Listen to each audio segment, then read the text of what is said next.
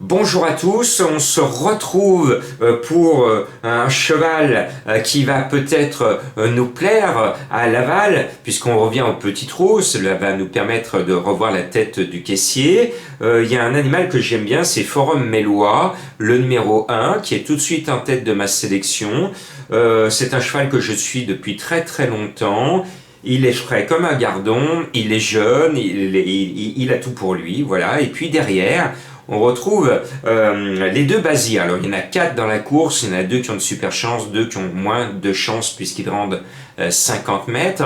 Donc vous avez le choix entre le 12 Kalina et le 11 Crusoe d'Anama. Et moi, sur l'impression visuelle de la dernière fois, Crusoe d'Anama, un cheval que j'aime beaucoup, il m'a impressionné, il a impressionné JMB également. Et je me dis, je tente un ordre un peu plus spéculatif en mettant le 1 et le 11, c'est le fameux jeu de la finale que je vous ai appris. Le 1 appelle le 11 comme le 2 pourrait appeler le 12. Vous allez voir, le 12 et le 2 sont également dans mon pronostic, donc amusez-vous à faire le jeu de la finale en couplet, c'est souvent payant, notamment sur les autres courses. Bon, le 12 Kalina peut gagner et normalement devrait être là parce que Kalina, quand on regarde son papier, elle n'a pas l'habitude d'être distancée. Donc pour une fois, on ne va pas dire que GMB c'est premier ou distancé.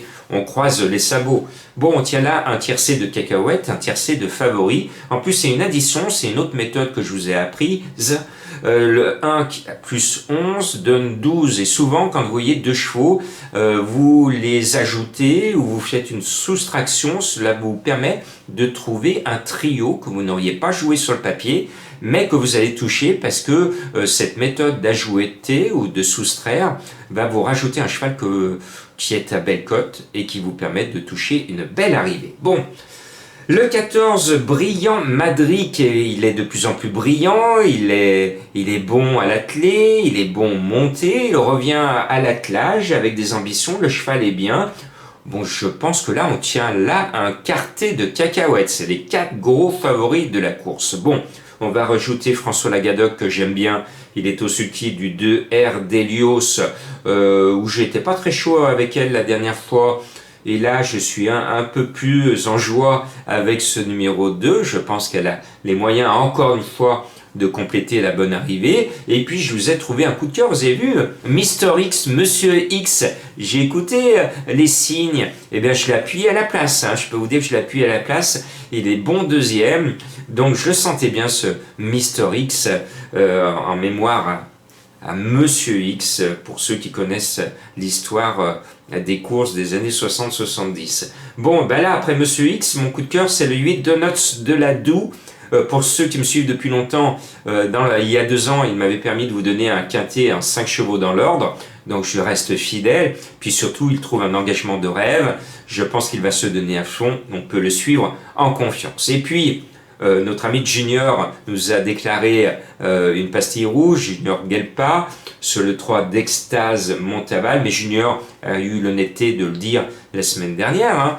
Il est contre ce système de pastilles, donc il a pris une décision depuis la naissance de cette formule de ne mettre que du rouge, donc il ne voit rouge, il ne déclare que du rouge, et je pense que ce 3 d'Extase a une chance régulière de figurer à l'arrivée. Et puis on va mettre une petite bombe en souvenir à un cheval qui est devenu ma bête noire, c'est le 6 Capitol Charme.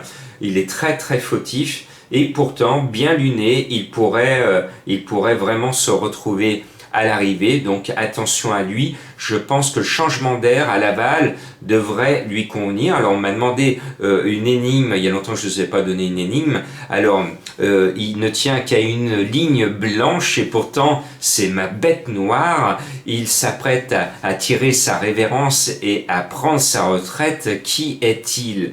Et puis surtout, je voudrais vous rappeler que demain, ce mercredi, nous sommes le 17 mars. Triste date puisque nous avions tous été confinés. Et je peux vous dire que ce 17 mars pour moi a eu une valeur extrêmement importante. C'est le jour où je prends la décision de partir tous les jours au risque de ma santé pour prêter main forte aux sans-abri qui avaient été oubliés. Oui, on ne les a pas confinés sur la région lyonnaise. Il y en avait 1 millier qui étaient dehors. Et bien donc du 17 mars au 10 mai, j'étais tous les jours dans les rues avec mes équipes, mes bénévoles courageux pour venir prêter assistance à ceux qui n'avaient plus rien à manger, plus rien à boire. Tout était fermé, la Manche ne marchait plus. Donc je pense très fort à ces personnes qui ont vécu difficilement cette période-là et à ceux qui sont aujourd'hui à la rue, en France et dans le monde. Courage, et quand vous gagnez, n'oubliez pas de donner une petite pièce ou un petit billet à cette personne qui est au coin de la rue, en mémoire de ce que je viens de vous dire. Merci, merci pour eux.